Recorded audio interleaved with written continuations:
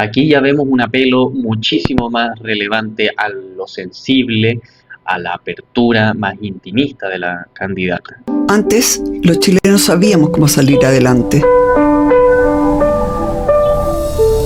Se me viene a la memoria esa imagen de un chileno que en medio de la ruina del terremoto levantó una bandera rota, o cuando fueron rescatados los mineros. ¿Qué nos pasó entonces? Nos pasó... Aquí dos imágenes míticas de los últimos años, donde se apela nuevamente la sensibilidad nacional. ¿Quién no sufrió con los 33 mineros encerrados por el empresariado? ¿Quién no sufrió con el terremoto? ¿Quién no se abre sensiblemente el corazón cuando la tragedia sobrepasa nuestro país? Y ahí la candidata, bien construida también la historia, comienza con ¿qué nos pasó? Que llegaron políticos extremos con discursos llenos de odio que invitaban a considerar a otros compatriotas como enemigos.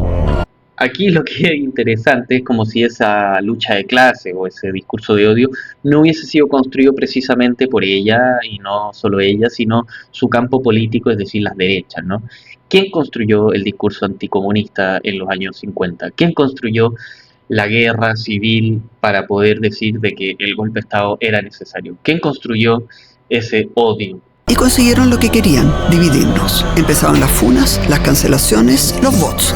Esas funas, cancelaciones y bots han existido desde siempre, pero no de la misma manera. Cuando decimos desde siempre, claramente no es una cosa eterna ni sobrenatural, como está diciendo Johannes Kaiser, sino más bien una construcción que lleva varias décadas, ¿no? Y mientras nos tenían peleando, el terreno fue fértil para que se colaran males importados como secuestros, sicarios, funerales narcos. Y mientras nos mantienen... Se le olvida que los bots y la propaganda del odio también es una cosa importada que viene precisamente de las convenciones de las ultraderechas internacionales, y ahí Steve Bannon, Jair Bolsonaro, Vox, Giorgia Meloni, etcétera, pueden haber ayudado bastante a este señor José Antonio, ¿no? Divididos, también cae la economía, la educación de nuestros hijos, la salud pública. Y entró un gobierno extremo que pretendió aprovechar el caos para empujar una constitución que nos dividía. Y resultó mal. Es como si estuvieras hablando de la dictadura, ¿no? Es el proceso de construcción del caos, precisamente lo que fue hecho por los ideólogos de las derechas durante los años 60, especialmente, y profundizando en la unidad popular, para finalmente construir aquel relato de la necesidad del golpe. Y durante la dictadura, como bien sabemos, fue construida precisamente esa constitución. Y esa constitución hace que divide, y resultó mal, ¿no? No por casualidad el neoliberalismo hace de que Chile sea uno de los países más desiguales del mundo, y de que la depresión y el suicidio tenga altos niveles en nuestro país. Y luego el otro extremo sintió que era su turno y, trabajando sin escuchar a nadie, desperdició la oportunidad de unirnos. Los extremos siempre fracasan, porque desde el odio y la división no se puede construir un futuro mejor. No se puede... Bueno, en el caso de que tenga razón, habría que preguntarse por qué apoyó al sí, y su respuesta, como ha sido típicamente, es que la verdad simplemente no quería que el no ganara por tanto, lo que es completamente ridículo, especialmente cuando luego de militar en RN pasa a la UDI, que son los dos partidos que han defendido el patrimonio dictatorial. Construir destruyendo. Chile ha superado los grandes desafíos cuando todos nos ponemos la misma camiseta. Un equipo que se respeta porque confía en el otro. Así juegan los equipos campeones.